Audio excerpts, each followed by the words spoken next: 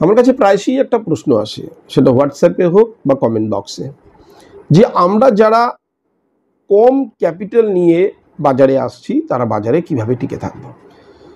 এটা মূল্যবান প্রশ্ন, যেটা আমারও একসময় ছিল, এখনও হয়তো আছে, এবং আমার মতো প্রচুর যারা নতুন আসছেন বা বহুদিন ধরে আছেন যারা মার্কেটে স্ট্রাগল করছেন, কিন্তু এখনও পর্যন্ত এর উত্তর খুঁজে পাচ্ছেন না যে যাদের ক্যাপিটাল কম আছে তারা মার্কেটে টিকে থাকবেন কি করে। আজকে এই বিষয়টা নিয়ে আপনাদের সঙ্গে আলোচনা করব। বেশি বড় ভিডিও বানাবো না, কারণ আমার মনে হয় মার্কেট যেখানেই থাকুক না কেন, যে সিচুয়েশনে থাকুক না কেন, এই সিচুয়েশনগুলো আপনারা একটা সময় পার করে এসছেন। সুতরাং কেউ যদি আমাকে বলেন বোর হয়ে যাচ্ছি, কেউ যদি আমাকে বলেন লস হয়ে যাচ্ছে, এই কথার কোনো ভিত্তি নেই।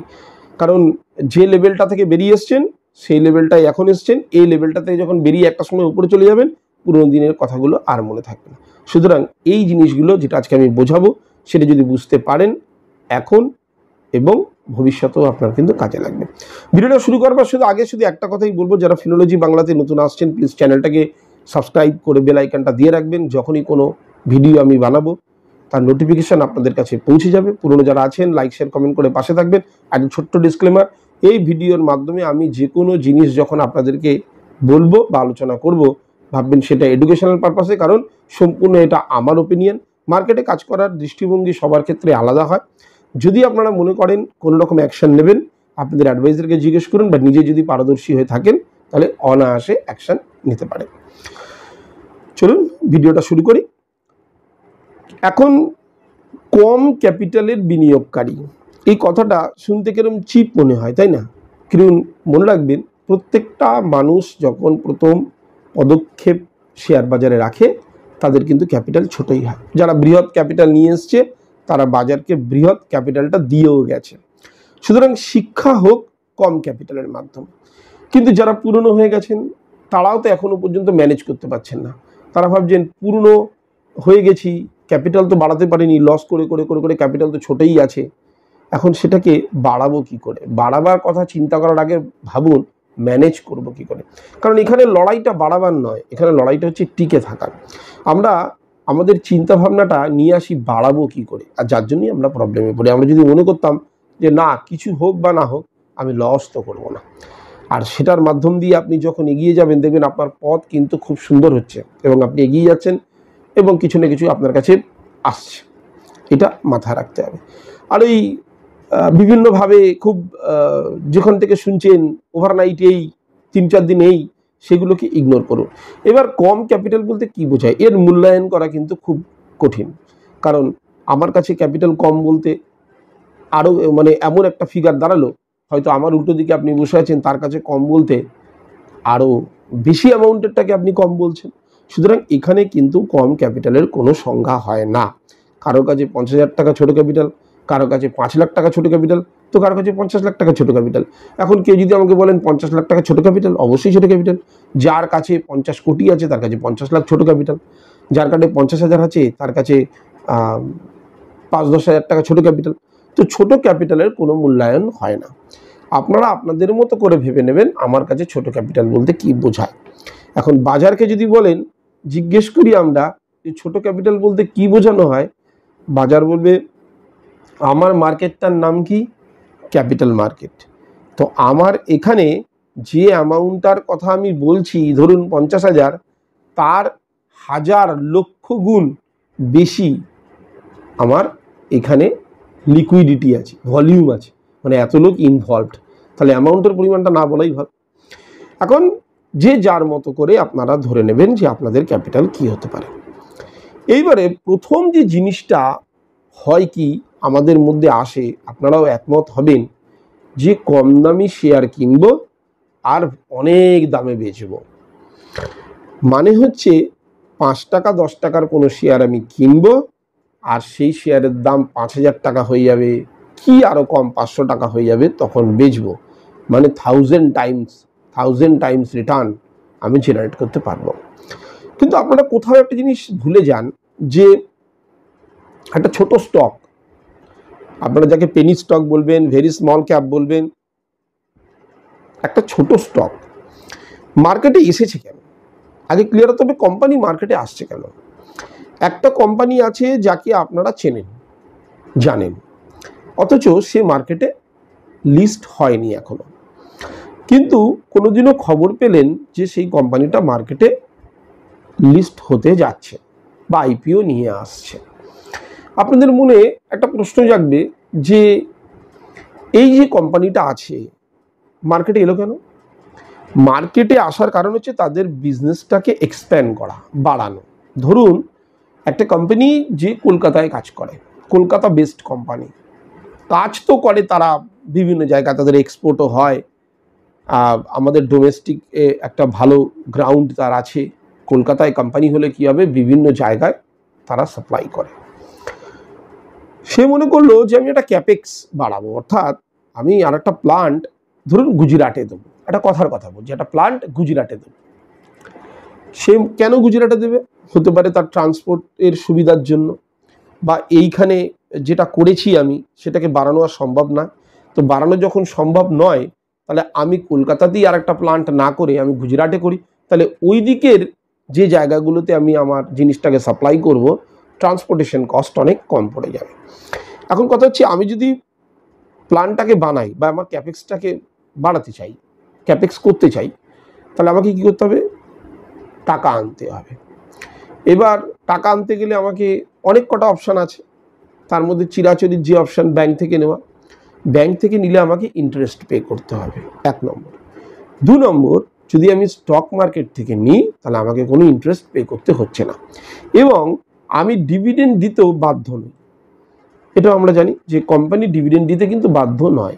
কোম্পানি কখন ডিভিডেন্ড দেয়? কোম্পানি তখনই ডিভিডেন্ড দেয় যখন কোম্পানি আর বিজনেস বাড়াবার নেই। বিজনেস যদি বাড়াবার থাকতো তাহলে কোম্পানি আপনাকে ডিভিডেন্ড দিত না।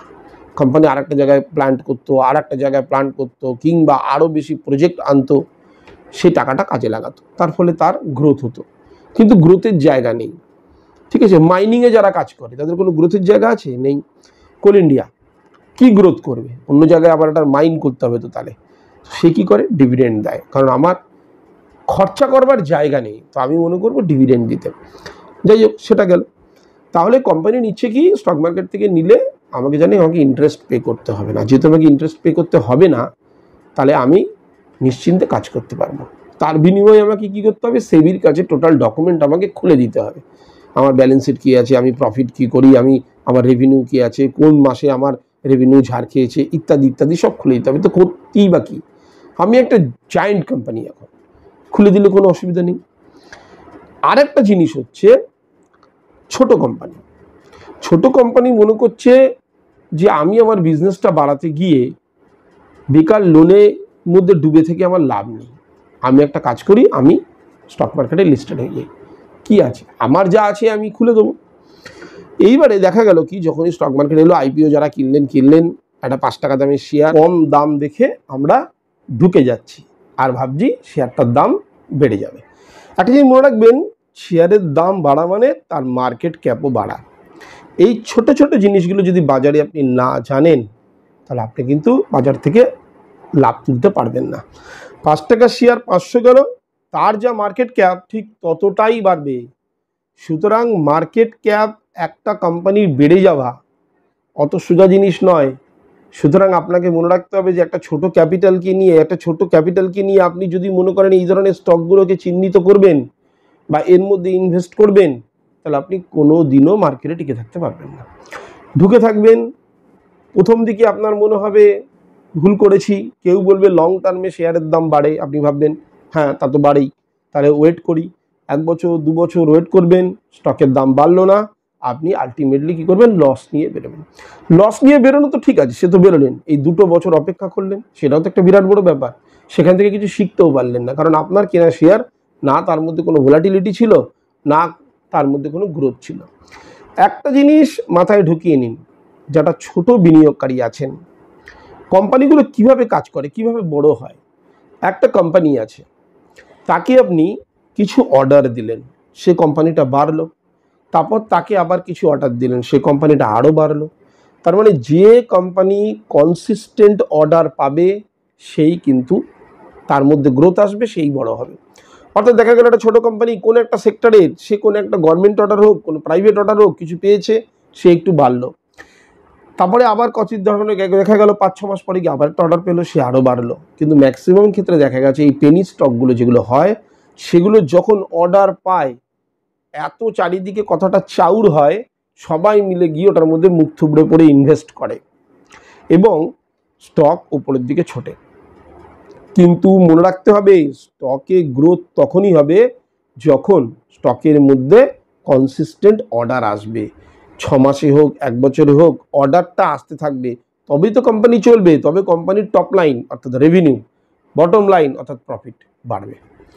কিন্তু দেখা গেছে প্রচুর স্টক আছে পেনি স্টক যেগুলো অর্ডার পেয়েছে, সেটা খুব চাউ রয়েছে, বিভিন্ন জায়গায় বলা হয়েছে, কোনো ইউটিউবে বলা হয়েছে, কোথাও আপনারা রেফারেন্সে জানতে পেরেছেন, স্টক ছুটেছে।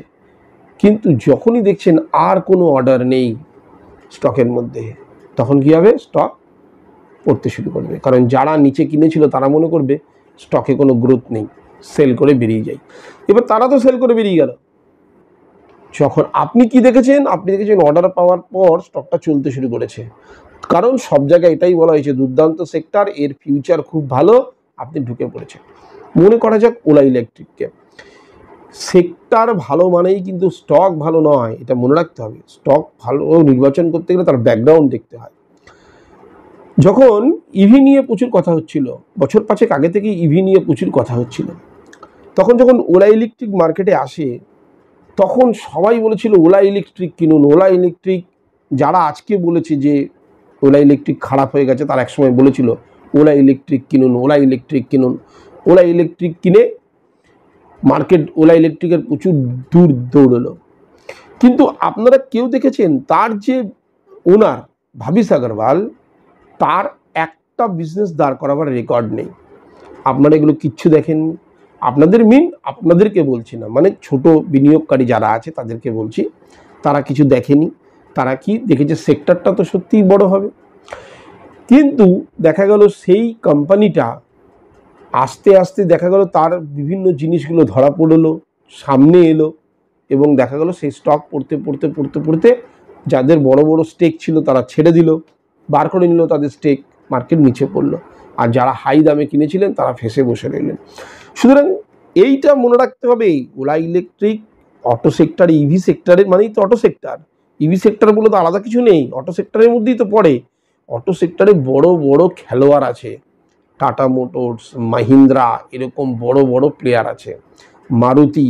তারা যদি মনে করে যে আমরাও এবার ইভি সেক্টরে আসবে, এবং এটা আপনাদেরও ভাবা উচিত ছিল যে পেট্রোল গাড়ি বন্ধ হবে, ইভিতে আসবে, কোম্পানিগুলো তো বন্ধ করে দেবে না, তারা আস্তে আস্তে ইভিতে কনভার্ট হবে।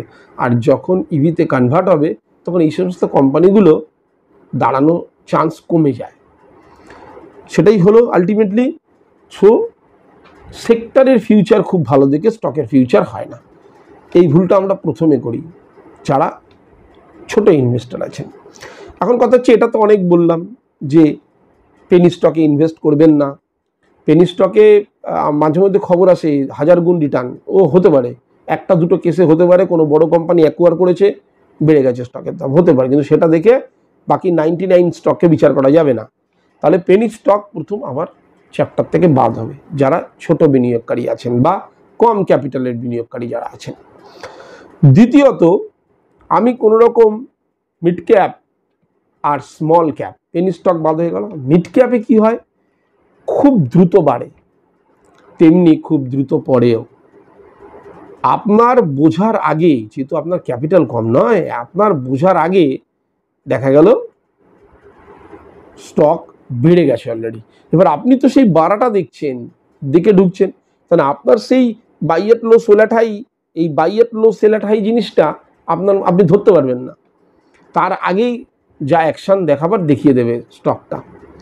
তাহলে মিড ক্যাপ আর স্মল ক্যাপটাও আমাকে এড়িয়ে চলতে হবে, কারণ এইগুলোর যে ফ্রিকুয়েন্সি, এগুলোর যে ভোলাটিলিটির মধ্যে আমি এখনও নিজেকে ধাতস্থ করে উঠতে পারিনি। সেই কারণে আমি এই মিড ক্যাপ স্মল ক্যাপ থেকে এই মুহূর্তে দূরে থাকবো। তাহলে পড়ে হলো কি? Large cap. লার্জ ক্যাপ মানে দেখতে হবে যাদের লিকুইডিটি অনেক হাই আছে। অর্থাৎ লিকুইডিটি হাইয়ের সুবিধাটা কি জানেন? 50% লোক যদি মনে করে নিচে নামাবো টেনে, 50% মনে করবে এইটাই অপরচুনিটি, কিনে নিই। ভালো করে মনে করে, 50% লোক যদি মনে করে সেল করে বেরিয়ে যাই, আপনি 50% মনে করছে আমি কিনে নেবো, তবে ট্রানজ্যাকশন কমপ্লিট হচ্ছে। এই কারণে খুব দূরে খুব নিচে চলে যেতে পারবে না স্টক। একটা মডারেট রিটার্ন আপনাকে জেনারেট করে দেবে। এখন আমি বলিনি আপনাকে যে আপনি মিড ক্যাপ স্মল ক্যাপে যাবেনই না, যাবেন, আগে নিজেকে মার্কেটে টিকিয়ে রাখার বন্দোবস্তটা তো করুন। তাই যাদের কম বিনিয়োগ করার ক্ষমতা আছে, যে একটা সার্টেন অ্যামাউন্ট আপনি বাঁচিয়ে রাখতে চাইছেন, তারা ডাইভার্সিফাই এর মাধ্যম দিয়ে 5-6টা স্টকসের মধ্যে ভাগ করে দিন। কারণ আপনি দেখবেন 5-6টা স্টক মানে 5-6টা সেক্টর হয়ে গেল। 5-6টা সেক্টরের প্রত্যেকটা সেক্টরের বাদশা বলে একটা স্টক হয়, বাদশা, যে পুরো ইন্ডেক্সটাকে অপারেট করে। যে সেক্টরের যে ইন্ডেক্স, যেমন ধরলাম অটো ইন্ডেক্স, এগুলোকে অপারেট করে তারাই। তারা যদি পড়ে যায় এও পুরো পড়ে যাবে, ইন্ডেক্সটাও পড়বে। সুতরাং আমি যদি মনে করি না মারুতি, না টাটা মোটরস, না মাহিন্দ্রা অ্যান্ড মাহিন্দ্রা, এই সমস্ত কোম্পানিগুলো হচ্ছে অপারেট করে অটো ইন্ডেক্সটাকে, এগুলো নিয়ে আমি কাজ করব। এটা হচ্ছে প্রথম ধাপ, যে আমি কাজ করব প্রত্যেকটা সেক্টরের টপ। যখনই মনে করবেন না কেউ বলে দিয়েছে এইটা গেলে এবারে এটা উঠে দাঁড়াবে, গেলেন পড়ে গেল, সে কি আর বলতে আসবে না? সে আপনাকে দেবে? কেউ দেবে না। সুতরাং আমাকে চুজ করতে হবে প্রথম ধাপে প্রত্যেকটা সেক্টরের টপ স্টকগুলো। অয়েল ইন্ডাস্ট্রিতে একটা, অটো ইন্ডাস্ট্রির একটা, ব্যাংকিং সেক্টরে একটা, ফিনান্সিয়াল এনবিএফসি যেগুলো আছে নন ব্যাংকিং ফিনান্সিয়াল সার্ভিস একটা, এরম করে এগিয়ে চলুন। সিমেন্টের একটা, যারা জায়েন্ট কোম্পানি, তাদেরকে এবার চুজ করবেন। তাদের ক্ষেত্রে একটা সুবিধা কি জানেন? তাদের ক্ষেত্রে স্টপ লস না দিলেও চলে, কারণ তাদের লিকুইডিটি হাই। তো এবার আপনি মনে করলেন তারপরে যে জিনিসটা আসবে, যেগুলো আমি আপনাদেরকে প্যারামিটারগুলো শিখিয়েছি, যে ট্রেন্ড দেখা, পালস দেখা। কিন্তু ট্রেন্ড পালস তখন তো দেখবে যখন আপনি সিলেকশন ঠিক রেখেছেন। আপনি ভুল সিলেক্ট করেছেন, সারা জীবনের জন্য ট্রেন্ড পালস নেগেটিভে আছে, তা আপনি উঠবেন কোথায়? চান্স কোথায়? না, কোনোদিনও হবে না সেটা।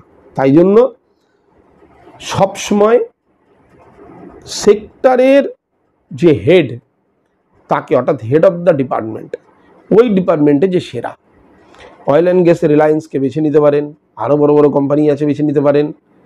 সিমেন্ট সেক্টরে আল্ট্রাটেককে বেছে নিতে পারেন, তার সঙ্গে সঙ্গে বেছে নিতে পারেন আরও আছে, গ্রাসিম আছে, এসিসি আছে, বড় বড় কোম্পানি আছে। আমি কোনো রেকমেন্ড করছি না এখানে, আমি বলছি জায়েন্ট কোম্পানি যেগুলো আছে সেগুলোকে বেছে নিতে পারেন।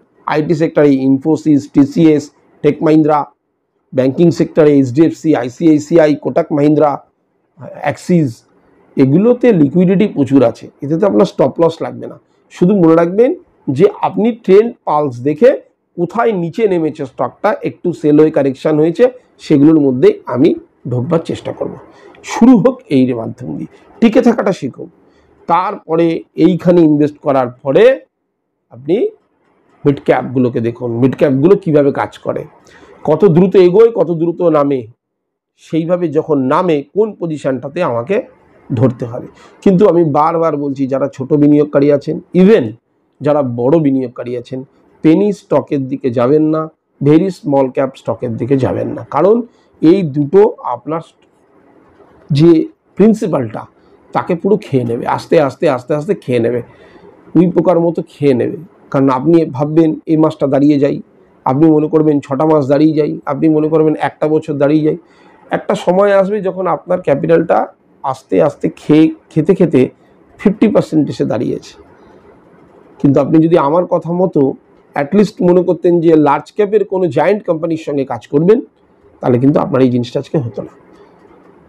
আর দ্বিতীয় জিনিস, যত শর্ট টার্ম পিরিয়ড থাকবে সেগুলোকে একটু ইগনোর করবেন। অনেকে মনে করেন আমার তো ক্যাপিটাল কম, আমি ইন্টারডে করি না। ক্যাপিটাল কম আপনারা কোনো তো সেই সেন্সটাই তৈরি হয়নি ইন্টারডে করবার। ইন্টারডে অনেক বড় জিনিস, বড় ক্যাপিটালের বিনিয়োগকারীরাও আসে, ছোট ক্যাপিটালের বিনিয়োগকারীরা আসে। কিন্তু ইন্টারডে করা মানে একটা কিছু যদি হয়ে যায় ডে বেসিসে, সেরকম অপশানও তাই। আগে শিখুন তো মার্কেটটাকে। তো মার্কেটটাকে শেখার সবথেকে যে অনেকে যে সুইং ট্রেড করতে যায়, সুইং ট্রেড করতে গিয়ে আটকায়, পড়ে যায় স্টক, তারপর সবাইকে বলে আমি তো লং টার্মের জন্য ইনভেস্ট করি। না, আপনি লং টার্মের জন্য ইনভেস্ট করেন না। লং টার্ম ইনভেস্টমেন্ট এত সোজা জিনিস নয়। যখন খুশি কিনে নিলাম, যেহেতু লং টার্ম ধরে রাখছেন, যে কোনো পজিশানে কিনলে একটা সময় উপরে যায় বলে মনে করেন লং টার্মে যারা তাবর লোক আছে তাকে জিজ্ঞেস করুন তো লং টার্মে এসআইপির মাধ্যমে যখন মার্কেট হাই থাকে তখন কেনে কিনা। এসআইপি মানে তো তাই দাঁড়ায় যে যখন মার্কেট হাই থাকে তখনও কিনবো, তারা কেনে না, তারা কারেকশানেই কেনে লং টার্মে ম্যাক্সিমাম বেনিফিট পাবে বলে। সেই জন্য বারবার আপনাদেরকে রিকোয়েস্ট করছি যারা ছোট বিনিয়োগকারীরা আছেন তারা সেক্টরের যে হেড অফ দ্য ডিপার্টমেন্ট বলতে পারেন, হেড অফ দ্য সেক্টর বলতে পারেন, তার সঙ্গে কাজ করুন, একটু কারেকশানে কিনুন, ওপরে গেলে বেচুন, নিচের দিকে চলে গেলে প্যানিক আসবে না, কারণ ওটার মধ্যে এতটাই লিকুইডিটি আছে, এত ভলিউম কাজ হচ্ছে প্রতিদিন, টার্নওভার এত বেশি, আপনাকে আলটিমেটলি 1 মাস 2 মাস পরে উঠিয়েই দেবে। এর মাধ্যম দিয়ে আপনি শুধু আমি বলতে চাইছি আপনার নলেজটা গেইন হবে। তারপরে তো মার্কেটে প্রচুর জিনিস খোলা আছে কাজ করবার জন্য, আপনি ইন্টারডে করুন, আপনি এফএনওতে করুন, আপনি লং টার্ম করুন বা ভেরি শর্ট টার্ম করুন, সুইং করুন, পজিশন করুন, প্রচুর অপশান খোলা আছে। আগে এইটাকে খুলুন, ব্রেন খুললে সব খুলবে। আগে টিকতে শিখুন, টিকে গেলে আছে কেন এই কোম্পানিগুলো টিকে আছে এত বছর ধরে একইভাবে কাজ করে যাচ্ছে, কারণ এরা কনসিস্টেন্টলি অর্ডার পেয়ে যাচ্ছে। এলএনটিকে দেখুন, লার্সেন এন্ড টুব্রো, আমি অনেকবার কভার করেছি। এলএনটিতে আজ একটা অর্ডার, 15 দিন পর আবার একটা অর্ডার, তবে তো কোম্পানি টিকে আছে। এরকম ইনফোসিস, টিসিএস সবারই অর্ডার আসছে, টিকে আছে। কিন্তু একটা পেনি স্টক হট করে অর্ডার এলো বলে সবাই মিলে ঝাঁপিয়ে বললাম, 1-2 বছর 3 বছর 5 বছর ধরে কোনো অর্ডার নেই, লোক নিচের দিকে চলে গেল। আজও ইয়েস ব্যাংককে তুলতে পেরেছেন কেউ? এখনও পারেননি। ভোডাফোন আইডিয়াকে পারেননি। অনেকে বিকাশ ইকোটেক, বিকাশ লাইফ কেয়ার কবে থেকে একই রেটে ফেসে আছে 3-4 বছর ধরে, তুলতে পেরেছেন? পারেননি। ওরা মনে হয় 6 টাকার শেয়ার 600 টাকা হয়ে যাবে, হয় না, খুব কম। কোনো বড় কোম্পানি যদি অ্যাকুমুলেট করে অথবা তার মধ্যে কনসিস্টেন্টলি যদি অর্ডার আসে হয়ে যাবে, কেন হবে? সেই জন্য ছোট বিনিয়োগকারী যারা আছেন অর্থাৎ কম ক্যাপিটালের, তারা এইভাবে আস্তে আস্তে এগিয়ে চলুন, দেখবেন জার্নি খুব সহজ হবে। ওভারনাইট কিছু চিন্তা করবেন না যে ওভারনাইট আমার কাছে প্রচুর টাকা চলে আসবে। মার্কেটটা হচ্ছে একটা বিজনেস। প্রচুর মানুষ আছে যারা বাইরে কোনো চাকরি বাকরি করে না, কোনো দোকানপাট নেই তাদের, এটাই বিজনেস, এটাই তাদের দোকান। এরাই তাদের দোকান, মানে কি তারা ম্যানেজ করে চলে। ওদিকে প্রফিট হলে বের করে দেয়, যেটা লস আছে সেটাকে রাখে, যখন দেখে লস 1-2 বছরের ওপর হয়ে গেছে সেটাকে অ্যাডজাস্ট করে। অ্যাডজাস্টমেন্ট তো দরকার। একটা দোকানের মধ্যে কোনো প্রোডাক্ট বিক্রি হচ্ছে না, আপনি কি মহাজনকে ফেরত দেবেন? দেবেন না তো। আপনি কি করবেন? কোনো একটা পার্টি এলে তাকে বলবেন এটার সঙ্গে এইটা ফ্রি আছে, যদি কিনে নেন এই দামের সঙ্গে এই দামটা অ্যাড করে দিলে আপনি এটা পুরো ফ্রি পেয়ে যাবেন। সে মনে করে কস্টটা বেরিয়ে গেলেই হলো, বা একটু লস হলেও কোনো চিন্তা নেই, আমার এটার জন্য আমি নতুন ডিজাইনের প্রোডাক্ট তুলতে পারছি না। ঠিক সেম জিনিস, এই স্টকটা পড়ে আছে, এই স্টকটাকে আমাকে বার করতে গেলে কি করতে হবে? যখন স্টকটা আমার প্রাইসের ধারে কাছে এসছে, আমি অপেক্ষা করবো না যে কখন উঠবে, আমি মনে হয় এটা বেরিয়ে যাবো, কারণ 2-3 বছর ধরে ফেসে আছে। সেই কারণে বুঝে শুনে এগোবেন। আজকের জন্য ভিডিওটা এতটুকুই। আবার বলছি, যারা নতুন আসছেন আমার চ্যানেলে, প্লিজ চ্যানেলটাকে সাবস্ক্রাইব করে বেল আইকনটা দিয়ে রাখবেন। যখনই কোনো ভিডিও আপলোড করবো নোটিফিকেশান আপনাদের কাছে পৌঁছে যাবে। পুরোনোটা লাইক শেয়ার কমেন্ট করে পাশে থাকবেন। বারবার বলছি, যারা টেলিগ্রামে জয়েন হতে চাইছেন, ডিসক্রিপশন বক্সে হোয়াটসঅ্যাপের লিঙ্ক দেওয়া আছে, হাইলিকে পাঠান, আমি লিঙ্ক দিয়ে দেবো, সেখান থেকে আপনারা অনায়াসে জয়েন হতে পারেন। পুরো ভিডিওটা দেখার জন্য অসংখ্য ধন্যবাদ। নমস্কার।